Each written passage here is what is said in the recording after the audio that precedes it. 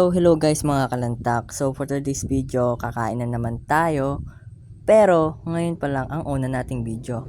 Nagdarasal nga pala ako dyan mga kalantak. At habang nagdarasal ako dyan, gusto ko lang sabihin sa inyo na magpasensyahan nyo na sana yung aking background sounds dahil masyadong maingay dito sa amin. At yan na nga, kinuha ko ni kutsara ko at inayos ko muna yung kanin ko. Dahil mainit yan, pinapalabas ko yung steam. Sinabawan ko na nga yan para masarap. At unang subo ko dyan, ang init. You know? Tignan mo nga, oh. Init. Hinihipa ko ngayon. Yan, sinubo ko na yung pangalawa kong subo dyan. Mainit pa din. Hindi ko mawari kung bakit ako nagkaganyan. Pero, masarap naman ang aking kinakain dyan. Kaya, susubo na naman tayo nyan. Oh, sarap. Ayan na. Ayan na. Inuuna ko dyan yung kanin mga kalantak para yung ulam natin matipid natin. Pag umuli tayo ng only rice, may ulam pa rin tayo. Ganun yung technique ko sa lahat ng kinakain ko mga kalantak para hindi ako masusuya kapag umulit ako ng umulit. Dahil meron pa akong ulam na makakain. Ayan na nga. Naglagay na ako ng ulam dyan. Yan. Ang sarap talaga nung kinakain ko dyan mga kalantak dahil ang in-order ko dyan pork barbecue. Napakasarap. May medyo kamahalan nga lang pero sulit naman sa presyo. May soup na kasama yan, may itlog pa. Kita nyo naman dyan mga kalantak malapit ko nang maubos yung unang kanin ko. Yan nga mga kalantak. Marami yan. Kala mo konti yan pero marami yung kanin na yan. Isang mangkok yan mga kalantak. Yung bang medium size na mangkok. So yun guys mga kalantak mauubos ko na nga dyan yung kinakain kong kanin. At puro kanin nga lang yung kinakain ko dyan na may konting ulam. Dahil tinitipid ko nga yung ulam natin. Para pag umulit ako mamaya, may ulam pa.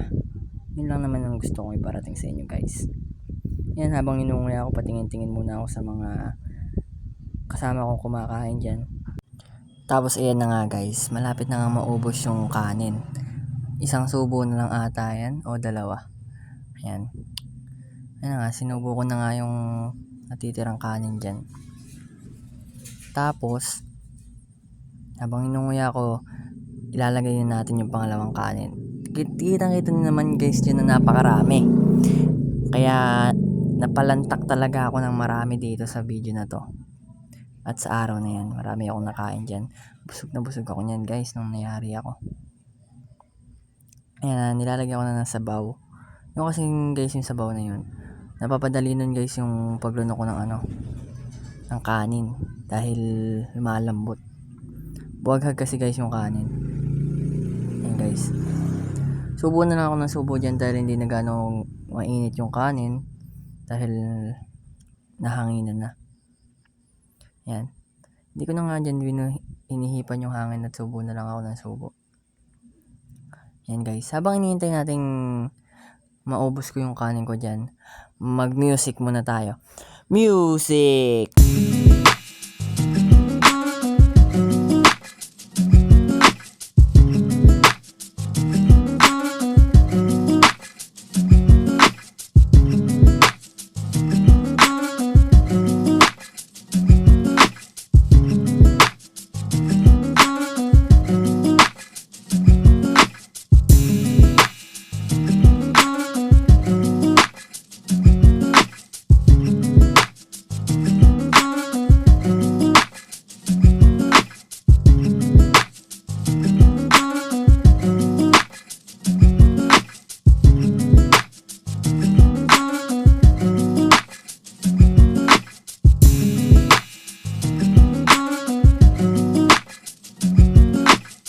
So, yun nga guys, malapit na natin maubos din yung pangalawa nating kanin.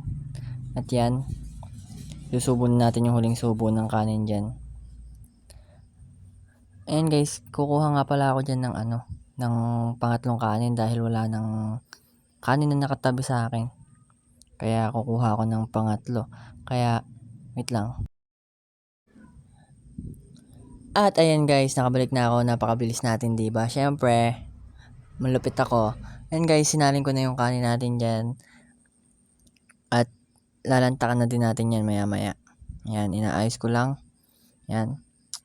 Tapos yun, binuhos na, ininom pala. Ininom at binuhos na natin yung sabaw natin diyan. At ayan na. Kakainin na natin uli yan ng malupitan. Lalantakan na natin yan. Kaya mag-music na tayo uli. Music!